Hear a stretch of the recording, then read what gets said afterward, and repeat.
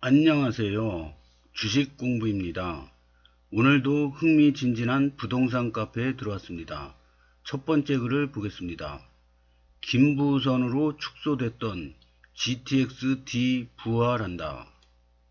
경인일보에서 나온 기사 내용인가 봅니다. 링크를 이렇게 달아주셨습니다. GTX-D를 김포에서 강남 거쳐 하남 가는 노선으로 발표한다고 하네요. 문제는 지금 예타 중인 서북권 광역급행철도는 폐기되는 것 같아요.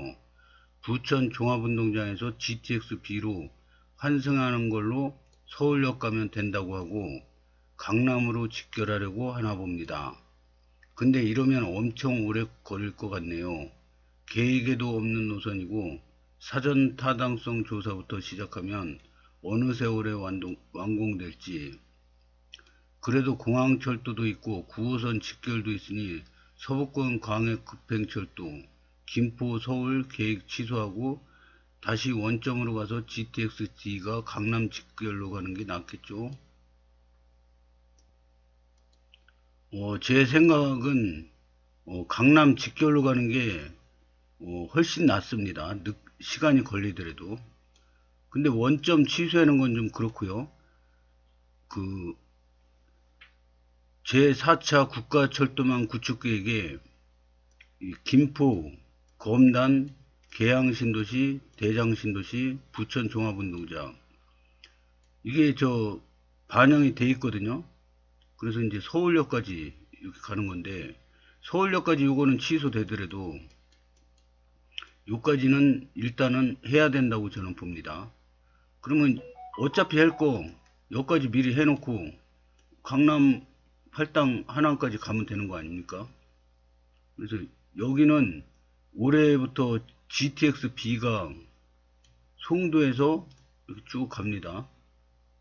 그래서 이 사업자랑 이 사업자랑 똑같다고 들었거든요.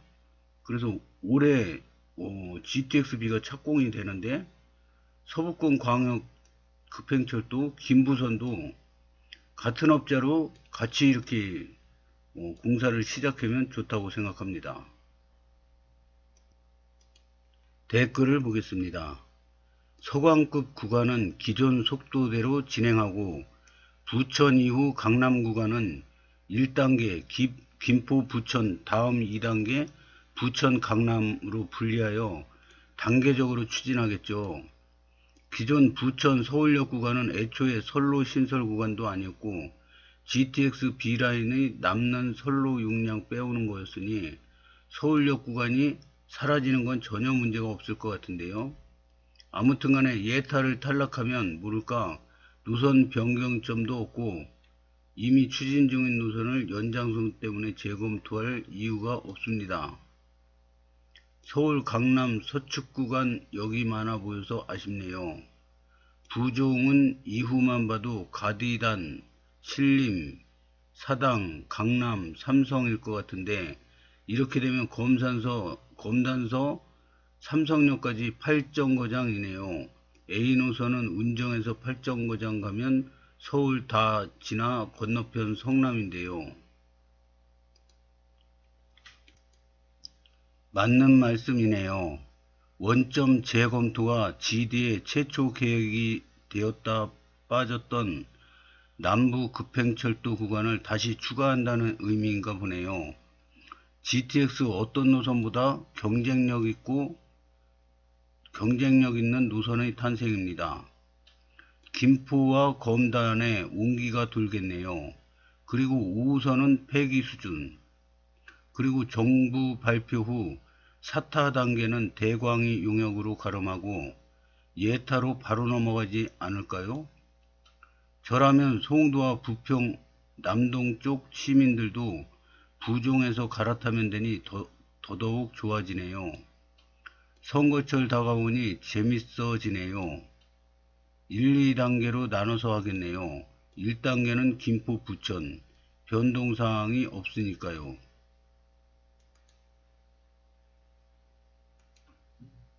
기사 정말 아리송하게 적는 기자네요. 경인일보. 대박남. 못 믿겠네요, 전.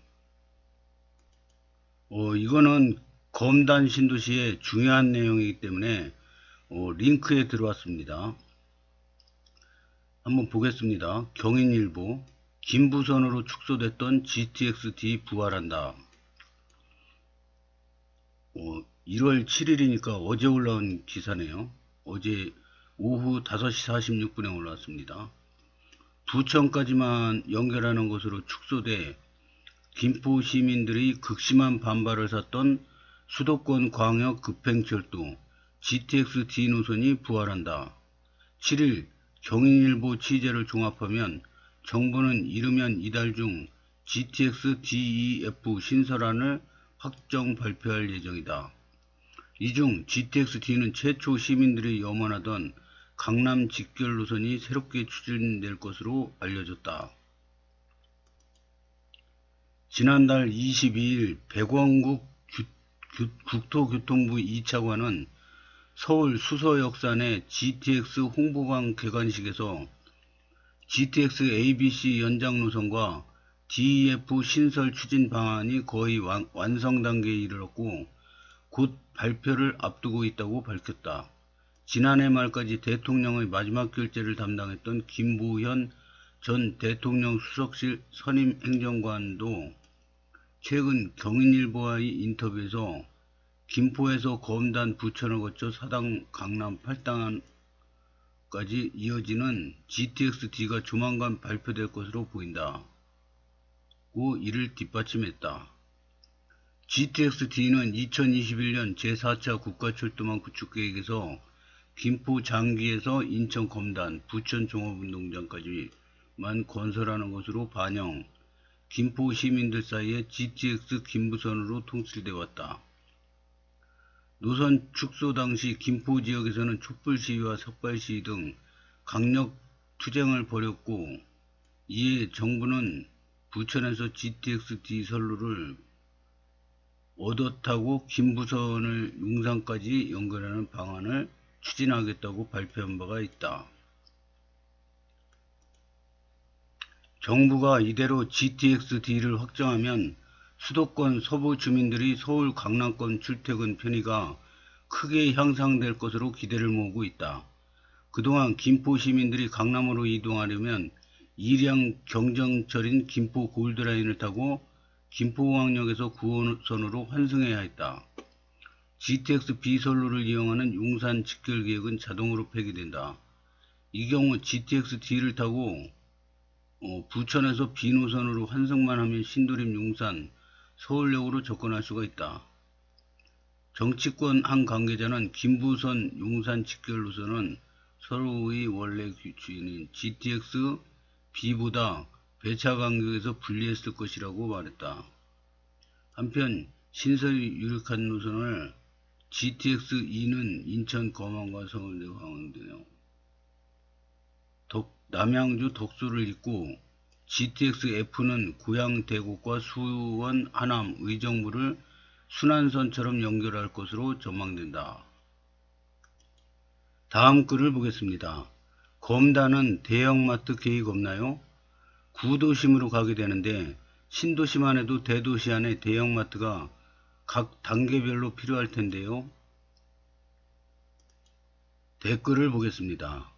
대형마트 자체가 사양산업이라 추가 출점 계획이 없어요. 마트가 사양산업이라? 그러면서 검시는 동네 슈퍼마켓 GS 더 프레시 같은 거 들어온다고 좋아함. 난 대형마트 장 자주 봐서 좋은데 야채, 과일, 생선은 직접 보고 사야 호구 안 당하지. 공사품은 인터넷으로 사더라도. 외질 주변에 이미 이마트, 롯데마트, 트레이더스 있음. 구도심에 여러 개 이미 있는데 코스트코나 주변에 생겼으면 좋겠네요. 없어요. 더 J마트 계획이 있습니다. 일정이 미뤄져서 25년 준공 예정입니다. GS마트, 롯데프레시 등 중소형 마트가 몇 군데 있을 뿐 다이소 등 대형마트는 들어설 기미가 없어 보입니다. 김포 풍무동 쪽에는 홈플러스, 이마트 등이 있답니다.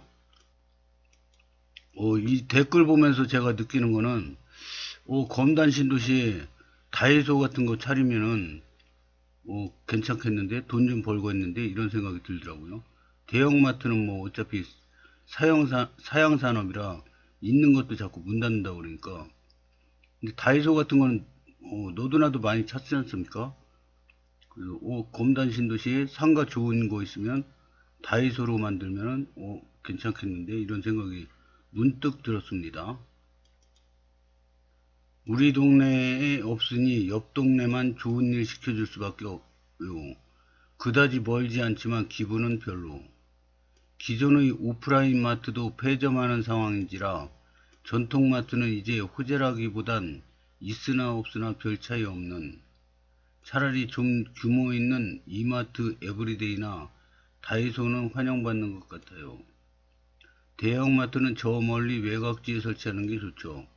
도심지 대형마트 좋아하시는 분들은 시간적 여유가 많으시거나 전업주부이실 가능성이 크죠. 요즘 온라인상 쇼핑으로 신선식품계에 내가 고르는 것보다 더 좋은 제품으로 무료 배달 보내주던걸요. 호호호. 특히 스필이나 이케아도 도심지보다는 외곽지에 들어오게 오는 게, 이게 현재 대형마트 현실이에요. 부산의 메가마트, 서면 롯데마트 폐점 줄줄이고, 현재 김포에만 가까이에 홈플, 이마트 트레이더스, 독정에 이마트 검단, 롯데마트까지인 듯. 솔직히 결혼도 안 하고 애도 안 낳는다. 산업이 하나씩 망해가는 게 자연스러운 거 아닌가요? 어떻게 발전할 생각을 하는지. 동탄 이에도 대형마트 트레이더스 말고는 없음. 이미 마트가 사형산업이라 출점을 안 함요. 대형마트 들어왔으면 싶다가도 요즘 컬리나 새벽 배송 등으로 넘어가는 추세라 안 들어올 것 같긴 함. 다음 글을 보겠습니다. 검단 남은 청약. 자리 어디 있나요? 그리고 앞으로 분양가는 더더더 오르겠죠? 이제 해가 바뀌었으니까 부동산 공부 이제 2년 차가 됐습니다. 2년 차. 불인이에서 조금씩 벗어나려고 하고 있습니다. 근데 아직도 모르는 게 너무 많아요. 근데 이제 제가 그 공부를 처음 시작한 2021년도인가? 2022년도 4월 달에 제가 청약에 당첨이 됐죠. 그 보면은 부동산 공부했는데 운이 좋은 건지 막 몇 년째 막 급등을 했어요. 2022년도에. 그러다가 23년도 해바뀌자마자 막 그냥 집값이 막 폭락을 해가지고 막 반토막이 났니 막 그냥 불과 몇 달 만에 그렇게 되더라고요. 그러다가 또 거의 원점 회복하고 정고점을 돌파한 아파트들도 많아요. 그래서 이게 더 갈지 이렇게 갈지 아니면 여기서 이제 이렇게 부러질지 그건 모르죠. 모르는데 이 부동산 공부한 이래로 뭐 1, 2년이면은 계속 오르기만 해는 부동산 공부했는데 계속 무조건 오르기만 했어요. 그러면 떨어지는 걸 못 봤으니까 겁이 없어집니다. 근데 이렇게 떨어지는 걸 봤으니까 이거 산전, 수전, 공중전 지금 다 겪고 있는 겁니다. 그래서 2년 동안에 이 엄청난 변화가 막 일어나는데요. 이게 다 이제 죽을 때까지 부동산 공부하면은 이게 제 노하우가 다 되는 거죠. 지금 이 미세한 움직임까지 자세히 놓치지 않고 보고 다음 사이클에 대비를 하는 거죠. 그래서 부동산 공부 시작 잘했다 이런 생각을 가끔 합니다. 댓글을 보겠습니다. 그레이트 인플레이션 시대임 답은 말해줬다. 2편한 에코비스타 제일 풍경채 3차. 요게 마지막이에요? 이제 검단은 3단계까지 다 끝난 거예요? 우선 1, 2월 가시권인 두 곳이고요. 외에도 검신 시세를 리딩할 RC7, A17은 빨라야 26년 분양 예상, 그 다음 티어는 AA18, AA24, 중흥 2차, AA36이 경쟁률이 높을 거고, 제외하면 AA28 프루지오, AA32 신동아가 남겠네요. 거의 끝나가긴 하네요. 자세한 답변 감사합니다. 자세한 답변 감사합니다. 사전 청약 중흥이 본청약에서 5억, 확장, 옵션, 에어컨 등 제의으로 거의 10% 뛰었으니 올해부터 나올 검단 신도시 일부는 최소 6억 초중반 아닐까 싶네요. 그런데 올해는 PF 사태 등으로 분양 물량이 거의 없을 겁니다. 검단 청약단지 엄청 많아 보였는데 이제 많이 안 남았네요. 다음 글을 보겠습니다. 저렴한 분양가는 받으면 좋은 이유. 모든 투자가 좋은 물건을 싸게 사가지고 적정가치에 오면 파는 게 이게 가치 투자입니다. 가치 투자. 어제 얘기했던 벤자민 그레이엄의 제자들이 하는 방법입니다. 그래서 부동산이든 주식이든 원래 가치보다 싸게 거래할 때 사가지고 원래 가치까지 오면 파는 분이 있고, 이게 쭉 더 날아가는데 그냥 냅뒀다가 나중에 꼭지에서 딱 팔고 나오는 분이 있는 반면, 그래서 주식은 어렵습니다. 현 시점 인천 지역 34평 기준 4, 5억 원대 저렴한 분양가는 받아도 좋은 이유. 이제 올라간 임금으로 물가는 내려올 수가 없기 때문에 기본 공사비만 해도 너무 비쌉니다. 현 시점 분양하는 곳은 이전에 저렴하게 매입한 걸로 곳도 많아서 마지막으로 싼 분양으로 보이네요. 올라간 임금, 지속적인 불가, 상향된 건축비 유지, 지속적 비싼 물가, 올라간 임금, 상향된 건축비 유지. 이래서 집값은 계속 오를 수밖에 없는 구조입니다. 지금 물론 안 팔리잖아요. 그러면 집값을 떨어뜨리는 게 아니라 조금은 깎아주겠지만 별로 별 차이 없습니다. 업체들한테 사는 거는. 근데 업체들한테 잘 사면은 몇 억은 그냥 벌 수 있는 그런 시장입니다. 원자재 가격도 이전처럼 쉽게 내려갈 수 없는 게 원자재 시장.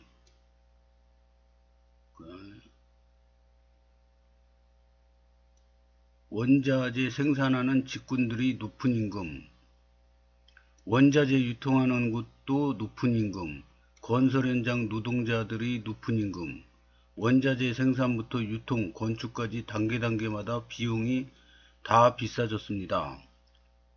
지금 여의도, 잠실도 예전에는 재건축 지분으로 34평 한 채 플러스 현금 3억 보장해 준다고 했지만 지금은 오히려 분담금 수억 원 내라고 하죠.